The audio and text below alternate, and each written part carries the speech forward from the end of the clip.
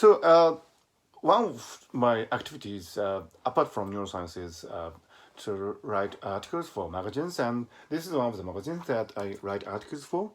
It's called Menome Mind's Eye, and it's an antiques magazine. A lot of articles on antiques and advertisement from antique shops and so on. So yeah, these things, yeah, quite good stuff. So I write in the antiques magazine regularly in Japanese. Sorry for English speakers. Anyway, so I go to a lot of antique shops, and sometimes I buy antique wear, and this is one of the antique wares that I bought the other day. It's really nice wear. I use it to drink sake, you know. And I think it's Chinese, actually. I'm not that. I think it's Chinese. One of the interesting things about Japanese antiques is that the Japanese take in a lot of stuff from abroad, and with the aesthetic view, they select and they hand it down from generations to generations. And the Japanese take a really good care of these antiques. And one of the things that is world famous right now is kintsugi. This is a beautiful example of kintsugi. When there is a crack, when the wear breaks, the Japanese don't throw them away. They apply the kintsugi technique, to mend it and continue using it. So you see a trace of kintsugi here too. So if you walk into any regular antique shop in Japan, the chances are that you will be able to see one of these things. And I really love this wear. It's white, and I think it's Chinese. I think it's Chinese, and it was imported to Japan in the Edo era, I think, in the 1600s and 1700s or also.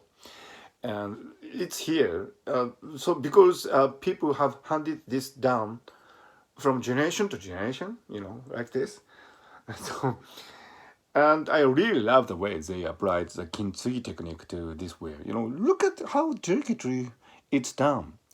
The thing about kintsugi is that it's actually much better with this. Of course, you don't want to break wear, right? You don't want to have a crack in the wear. But even if you do, even if you have this imperfection in the wear, you can make beauty out of it. That's the wonderful aspect of this philosophy of kintsugi. Beauty sometimes comes from imperfection. That's the philosophy of kintsugi. And, it's so beautiful. And it actually, the kintsugi technique gives the wear a unique individuality because, there's this crack pattern will never repeat itself in the entire history of the universe. It happens only once. Like my hairdo. It's not a hairdo, it's something that came out of this mess, but anyway. Wow. So it's such a unique individuality. It's like a human being. So this were handed down from generations to generation in Japan. Finally meets me in an antique shop in Tokyo. Now I'm enjoying drinking sake with this.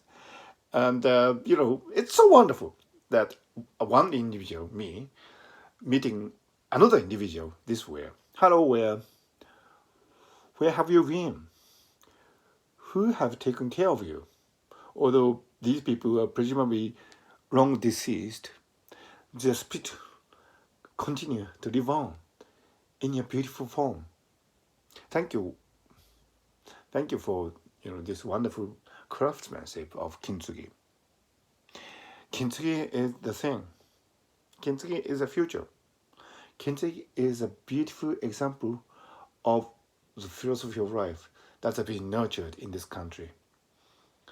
Okay, let's drink sake sometime. Well, it's morning, so I cannot.